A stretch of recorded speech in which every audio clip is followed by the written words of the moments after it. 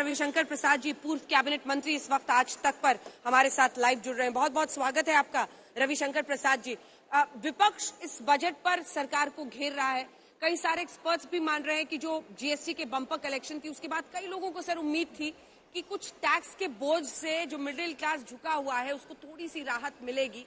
लेकिन क्या ऐसी बड़ी बातें हैं जो आप बताएंगे? और जो विपक्ष का कहना है कि ये जीरो बजट है, आप लोग इसको चौमुखी कह रहे हैं, कैसे डिफेंड करेंगे इस बजट को? कौन सा हाई पॉइंट है जिससे वो जो प्रोजेक्टेड विकास दर है कि सबसे तेजी से बढ़ने वाली हम अर्थव्यवस्था बने, वो मुमकिन हो पाएगा? रविशंकर जी।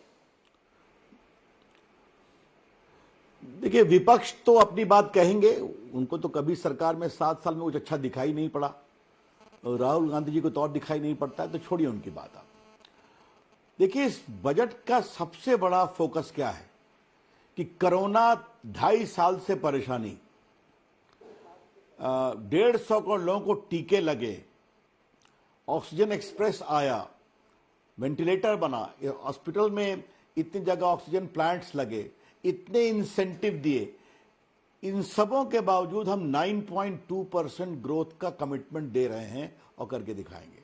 पहली बात। और दूसरी बात जो आपने बात कही, इतना अधिक खर्चा करने के बावजूद कोरोना के दबाव और महामारी के प्रकोप में हमने जनता के ऊपर कोई करों का बोझ नहीं दिया है। इस बात को समझना बहुत जरूरी है। इसे कहते हैं प्रॉपर फाइनेंशियल फिस्कल मैनेजमेंट, कि इतने बड़े 135 करोड़ के देश में इतने लोगों को टीका लगाया, ऑक्सीजन एक्सप्रेस लगाया, बाकी व्यवस्था की, पीएम केयर फंड से इतनी चीजें हुई, इसके बावजूद हम लोगों ने जनता पर कोई करों का बोझ नहीं लगाया। ये हमको लगता है इस बजट की सबसे बड़ी एक जो इसका फोकस समझना चाहिए। दूसरी बात है, ये आम बजट नहीं है, वैसे तो बजट है इस साल का। इस बजट का एक फोकस है 75 साल के भारत को हम 100 साल में कैसे ले जाएंगे, और उसके लिए भारत में क्या क्या बनेगा।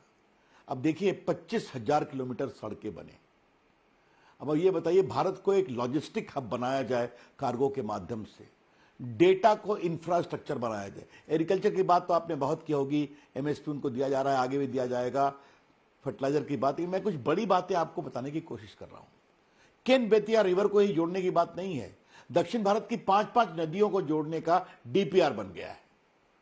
इससे पूरे जो देश के कृषि में, इंफ्रास्ट्रक्चर में, अब बताइए डिजिटल करेंसी की बात देखिए, आप डिजिटल यूनिवर्सिटी की बात देखिए।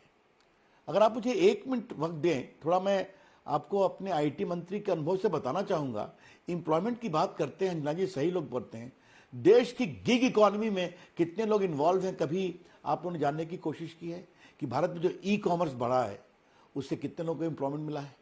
भारत में ये जो पूरे आपके आजकल होम डिलीवरी सर्विसेज चल रही है, आपको मालूम है इस कोरोना काल में बड़ी बड़ी आईटी कंपनी ने लाखों लोग को अपॉइंट किया, क्योंकि भारत में आईटी का स्कोप डिजिटाइजेशन के कारण बहुत भागा। जब सड़क बंद, हवाई जहाज बंद और रेल बंद, तो डिजिटल माध्यम से देश चल रहा था, ये आपने भी देखा है।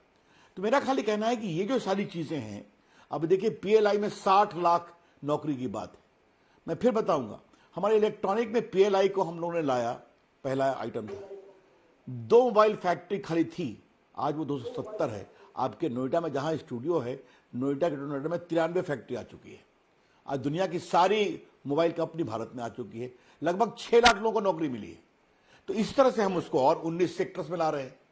तो जब इस तरह से नई भारत स्टार्टअप मूवमेंट का इतना बड़ा केंद्र बन गया है, मैं आपके दर्शकों को बहुत विनम्रता से बताना चाहूंगा कि भारत में अभी पिछले साल 50 स्टार्टअप यूनिकॉर्न हो चुके हैं। यूनिकॉर्न का मतलब क्या होता है?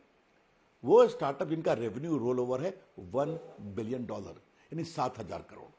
वो 25 साल, 30 साल, 35 साल के नौजवान हैं, लोगों को नौकरी दे रहे हैं, दुनिया में नाम कर रहे हैं।